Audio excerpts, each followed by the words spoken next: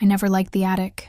It always felt too still, like time didn't move up there. Dust floated in the air like it had been holding its breath for years. And yet that's where I found it. A box. Just a plain, battered cardboard box sitting behind the old baby crib, and a stack of photo albums I hadn't touched in years. Mark had asked me to find the camping gear. We hadn't been camping in 3 years. But suddenly he wanted a weekend away with the kids. Said we needed family time. I wasn't going to argue we hadn't connected in months. His phone had become an extension of his hand, and his eyes rarely met mine anymore. I reached for the box, not knowing that it would change everything. It was heavier than it looked. Inside were letters. Dozens of them. Old yellowed envelopes with names I didn't recognize. I sat down on the floor. The dust didn't matter anymore. The first letter was dated 2013, the year after our second child was born. I miss you so much, May. Last night was torture.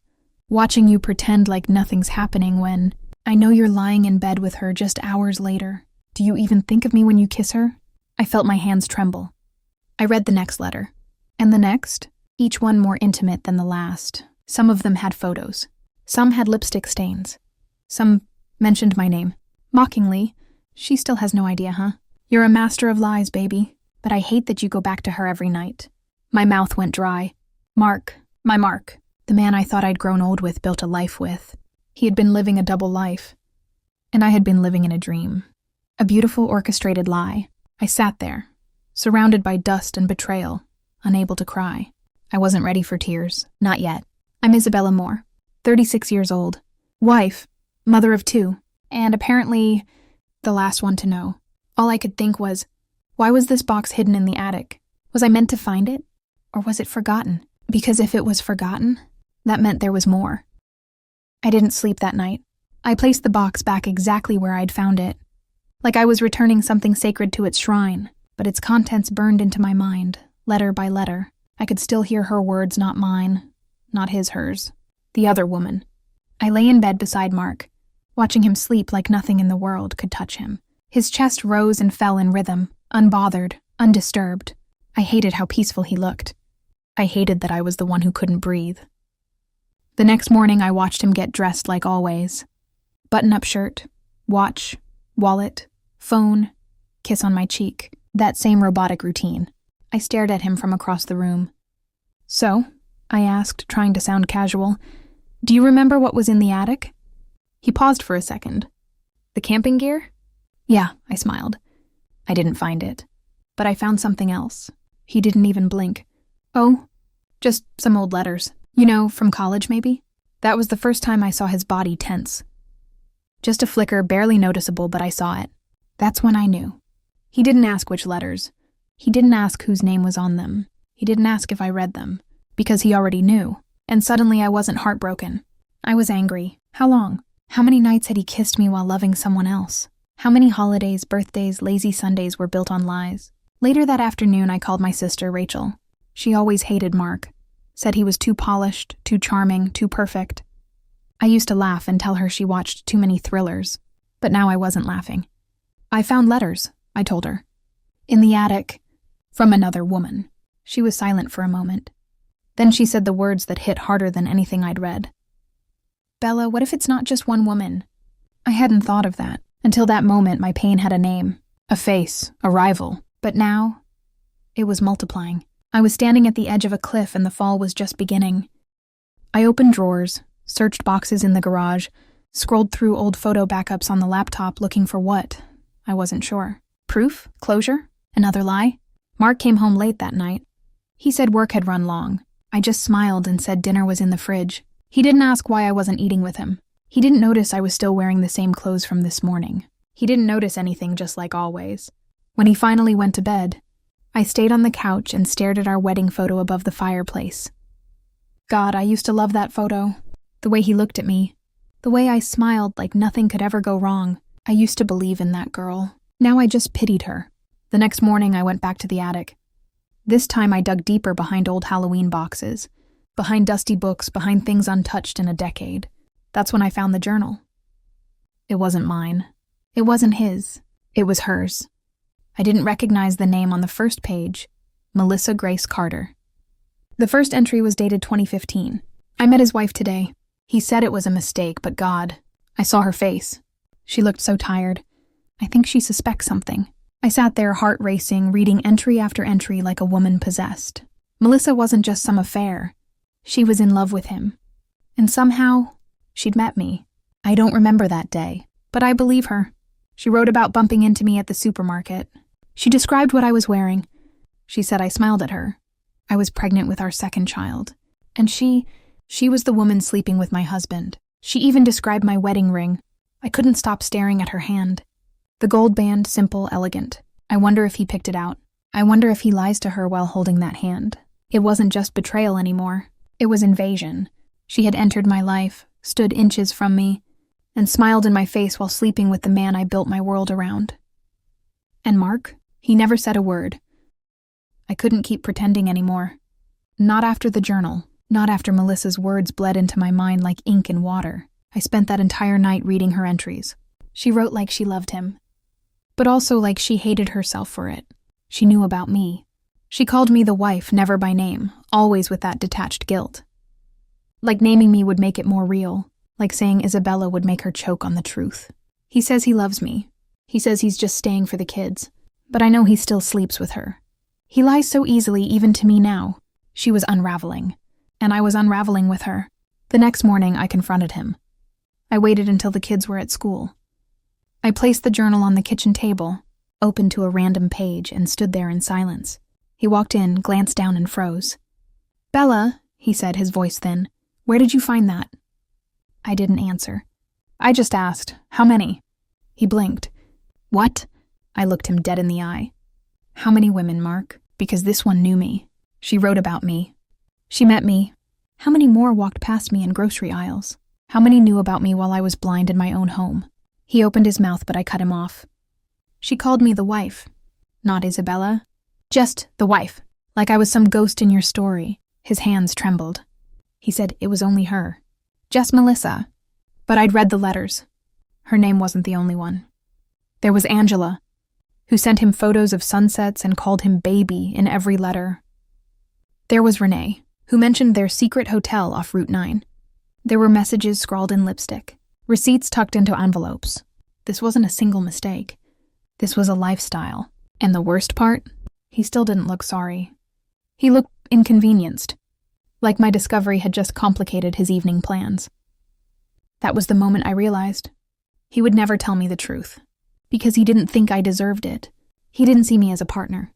He saw me as a role, the wife, the mother, the background character in the story of his life. I didn't scream. I didn't cry. I just stood there as if my entire identity had cracked open like glass under pressure. Mark tried to spin it, said Melissa was just a mistake, that the letters were old, that the past didn't matter anymore. "We're good now," he insisted. "We've moved on." But who was we? Because I certainly hadn't moved on from anything I'd just now stumbled into it. I looked at him, and for the first time I didn't see my husband. I saw a man I didn't recognize. A stranger who had lived in my house, eaten my food, kissed my children goodnight, all while carrying a suitcase full of secrets. Later that night, I stood in the bathroom, staring at myself in the mirror. The reflection felt foreign. Who was I before this? Before I became the woman who waited up for him? The woman who made excuses when he didn't come home on time? The woman who told friends he was just busy with work?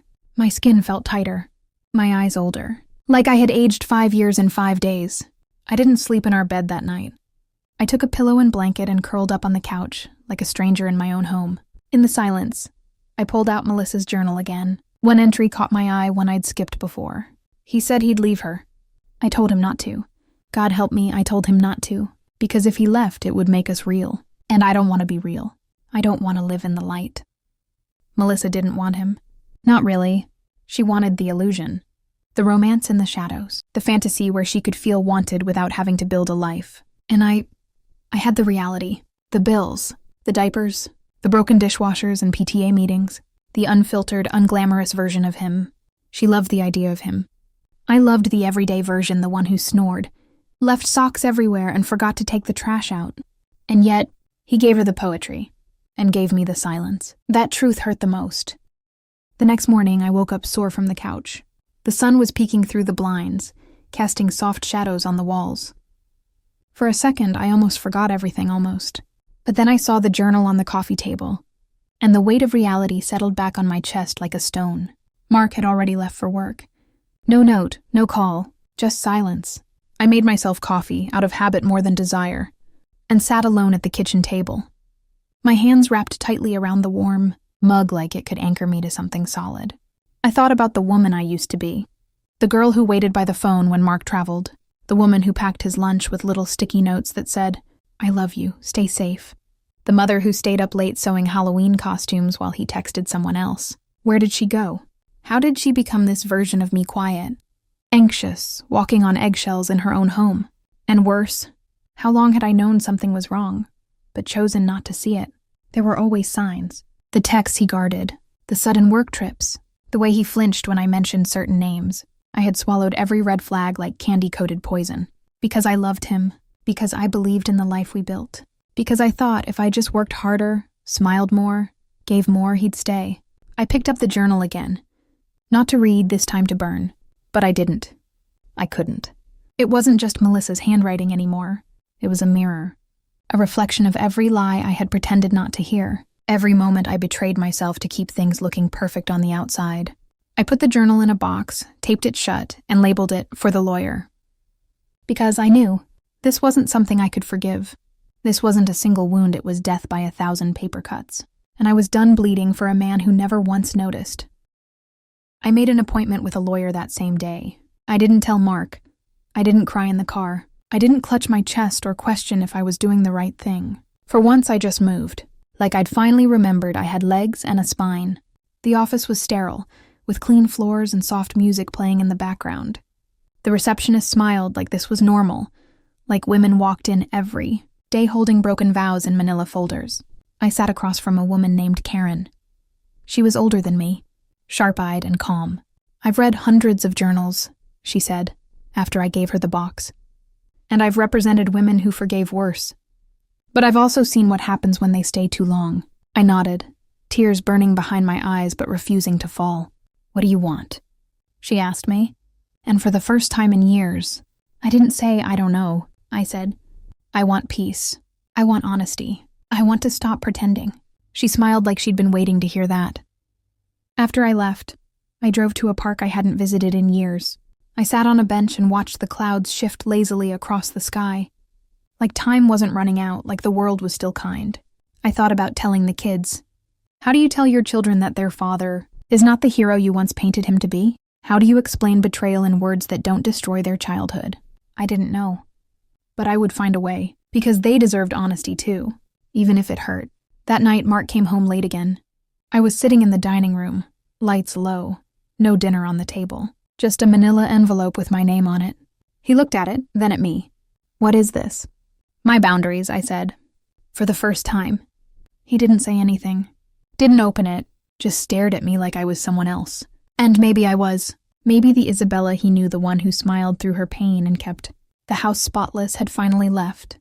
And what was left was someone who had learned that survival isn't enough. You deserve to live, to breathe, to stop shrinking just to make someone else feel bigger.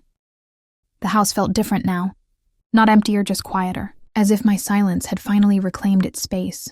Mark had started sleeping in the guest room. We barely spoke. The kids noticed, of course. Children always do, even when you think you're hiding it well. One night, my daughter asked, "Mommy, are you and Daddy mad at each other?" I froze. She was hugging her stuffed animal, looking up at me with the same eyes. Mark used to look at me with before lies grew between us like ivy. I kneeled down. "No, sweetheart. We're just figuring things out." It wasn't a lie. Not really. It was the most honest thing I could offer. After she went to bed, I stood in the hallway, looking at the wedding photo still hanging on the wall. My dress was ivory. My smile was real. But I couldn't recognize myself anymore. That woman believed in forever. I no longer did. I took the frame down and wrapped it in a towel. I didn't want it to shatter, not because it held value, but because the past deserved to be put away gently. Later that week, Mark finally opened the envelope. He didn't yell, didn't argue. He just sat there reading. When he looked up, his eyes were wet. "You're really doing this?" I nodded. "I don't know who you are anymore," he whispered. And that hurt, but not in the way he thought. Because I had been screaming that for years in my head. I don't know who I am anymore either. I looked at him and softly said, "You don't get to be surprised. I've been disappearing for years. You just never noticed." He wanted to fight. I could see it building in his chest. But the words never came, because deep down he knew. This wasn't sudden.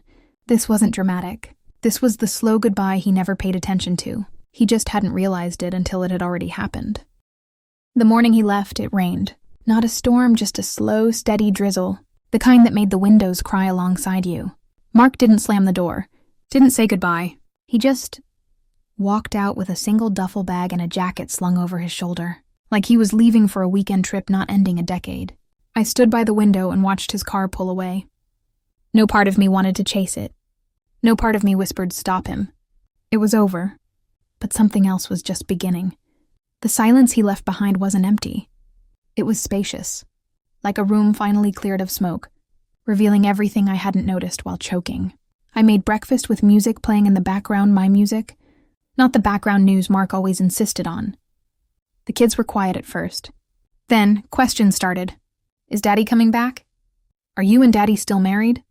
Did I do something wrong? That last one shattered me. I pulled them close, kissed their heads, and said, "This has nothing to do with you. Sometimes grown-ups stop being happy together, but we'll always, always love you." They nodded. They were braver than I'd ever been. Later that day, I did something I hadn't done in years. I took myself out. I went to the little bookstore by the river, ordered a coffee, sat in the corner, and just existed. No ring on my finger, no phone in my hand, no man waiting at home. And for the first time in a very, very long time, I missed myself. The version of me who laughed too loud, who loved rainy days, who used to write poetry on napkins just for fun. I wasn't fully her again, not yet, but I could feel her stirring. I whispered to her quietly, "I'm coming back. Just wait a little longer." Weeks passed. Not all of them were easy. Some nights still hurt, some memories still stung, but they didn't control me anymore. They just reminded me of how far I'd come. The paperwork was finalized. Mark and I barely spoke except through short, clipped emails about the kids. There were no more flowers, no apologies, and that told me everything I needed to know. One Sunday afternoon, I found myself sitting in the backyard with a cup of tea, watching the kids draw with chalk on the patio. It was quiet. No tension, no waiting for the next cold comment or forced smile. Just air, just peace. I looked down at my hand. The ring was gone. My skin was lighter without it, like it had carried weight I'd never realized. I started journaling again. Not the kind of journaling that ends up as evidence in a lawyer's office, but real thoughts, honest ones, about me. What I wanted, what I feared, what I loved. And I wrote something on the last page that I want to remember forever. I am not what he did to me. I am not the silence I swallowed or the days. I disappeared to keep someone else whole. I am what I choose now. And I choose me. I still cry sometimes. I still wonder what might have happened if I'd confronted the truth earlier. But I don't blame myself anymore. I survived loving someone who didn't love me back in the way I deserved. And now I'm learning to love the woman who never stopped waiting for me. The one in the mirror, who stood quietly through every storm and never gave up. My name is Isabella Clark, and I'm not broken. I'm just finally free. It was a Tuesday afternoon, just an ordinary day, the kind that used to blend into the background. But something felt different. For the first time in years, the world didn't feel like it was pressing down on my chest. I was folding laundry, nothing glamorous, but I caught myself humming. Actually humming, and not because I was forcing myself to seem okay in front of the kids. I was alone. And I was peaceful. It startled me. I stopped, looked out the window, and saw the wind brushing through the trees. I don't know why, but it made me cry. Not out of sadness, but because I realized I was feeling something again. Something that wasn't numbness, or fear, or the ache of being unloved. That same evening, I received a message from my childhood best friend, Claire. We hadn't talked in years, not really. She said she'd been thinking of me. Said she saw a post I'd made about taking the kids to the science museum, and it reminded her of the girl I used to be. "You were always the brave one, you know," she wrote. "Even when you didn't feel like it." Brave? I stared at the word like it didn't belong to me. But maybe it did. Later, when the kids went to bed, I sat on the porch with a notebook and pen. I didn't write about Mark. I didn't write about the divorce or the fights or the way I used to shrink to fit into his life. I wrote about me, about how I used to dance barefoot in the kitchen before anyone woke up, How I used to dream of traveling to Ireland. How I still remembered the lyrics to that indie song from college that nobody else liked but me. And in that moment, I realized something life-changing. Healing isn't loud. Sometimes it's just folding laundry and realizing you're humming again. I wasn't fully healed, not yet. But I wasn't broken anymore either. I was becoming.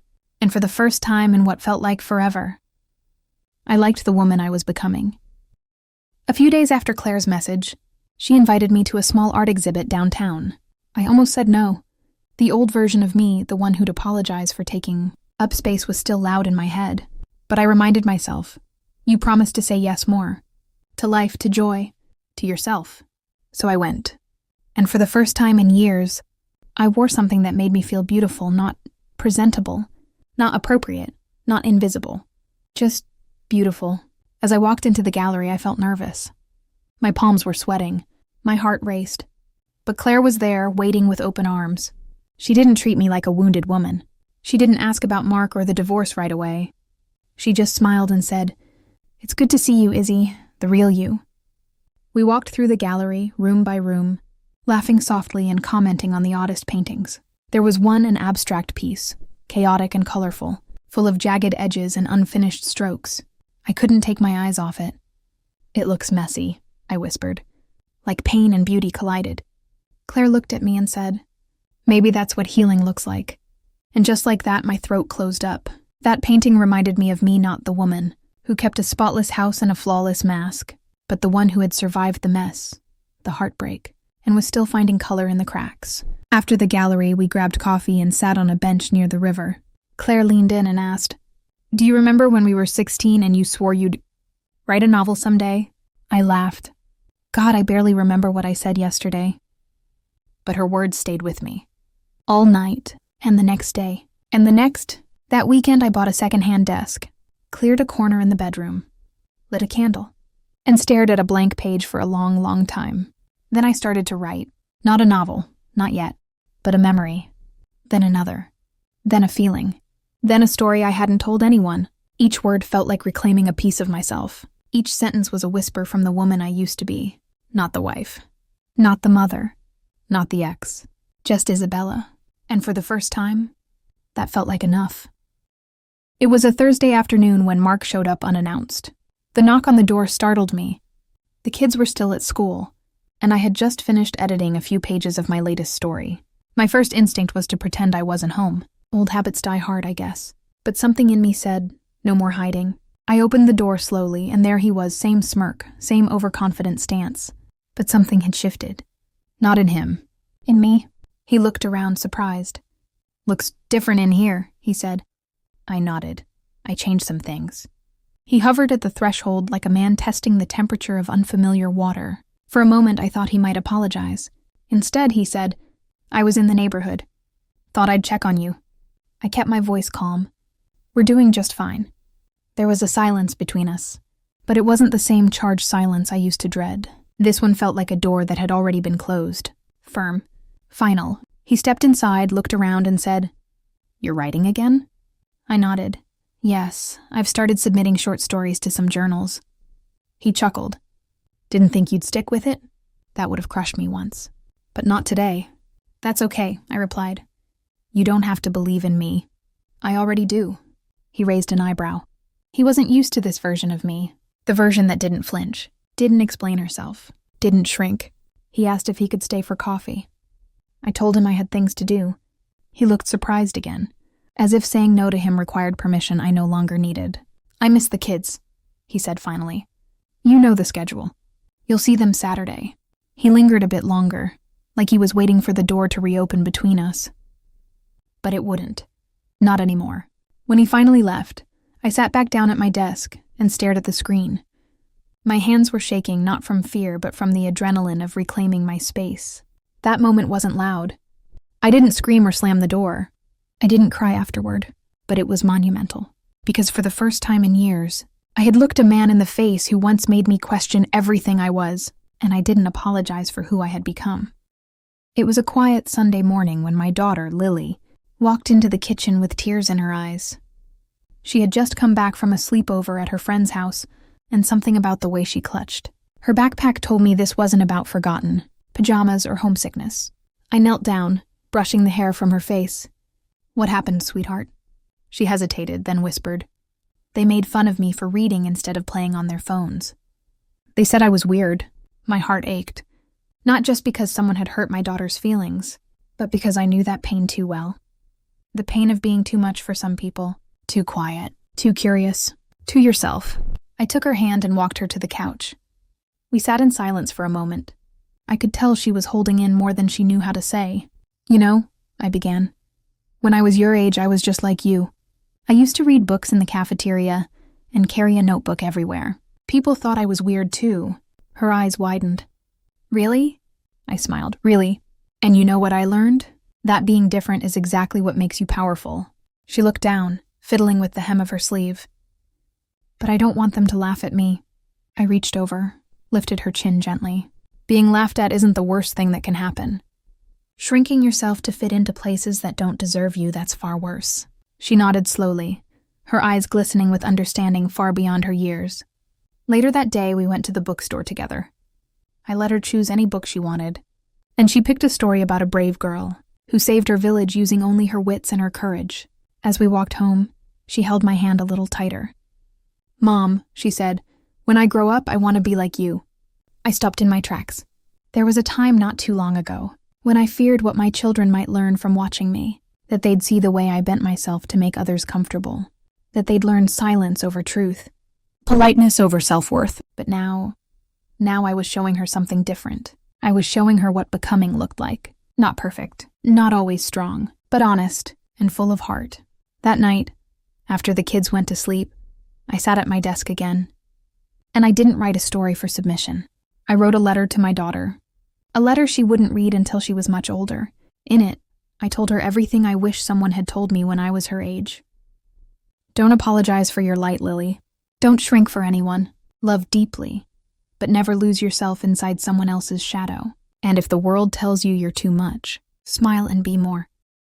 Months passed. Not in a whirlwind, not in a blur, but in gentle, deliberate moments that stitched together the woman I was becoming. I didn't wake up one day suddenly healed. There were still mornings where the silence in the house felt too loud. Nights when the memories came uninvited. Days when I questioned whether I'd ever truly be enough alone. But in between those shadows were glimmers of something I hadn't felt in years. Peace. I stopped measuring my worth by how much I could endure, by how much I gave, by how little I asked for. Instead, I started asking, what makes me come alive? I danced with Lily in the living room to old pop songs. I helped Jack build rocket ships out of cardboard. I sent in my 5th story to a local literary magazine, and this time they published it. I sat at a cafe by myself and ordered dessert with no guilt. I let my laugh fill the room. I sang in the car again. And one morning I woke up, looked in the mirror, and whispered, I'm proud of you. It wasn't about revenge. It wasn't about proving anything to Mark, or to the people who thought I wouldn't make it. It was about coming back to myself, a self I had silenced, neglected, buried beneath laundry, apologies, and someone else's dreams. That afternoon I took the kids to the park. As they ran ahead of me, laughing, the golden light of sunset caught Lily's hair and Jack's grin. I paused, took it all in. There was a time when this would have felt like something I didn't deserve. Now it felt like home. Not because everything was perfect, but because I was present, whole, no longer waiting for someone else to give me permission to be happy. When we got home, Lily found a feather on the porch. She held it up and said, It's like a sign, Mom, a sign of something new. I smiled. Yeah, maybe it's a sign we're exactly where we're meant to be. Later that night, I pulled out a blank journal, the same one I'd left untouched for years. And on the first page I wrote, This is not the story of a woman who was saved by anyone else. This is the story of a woman who saved herself. And every single page after this belongs to her. I closed the book, set it beside my bed, and turned off the light. For the first time in a long, long time, I didn't feel lost. I didn't feel afraid. I didn't feel broken. I felt found. I was no longer trying to get back to who I used to be. Because now, I finally came home to myself.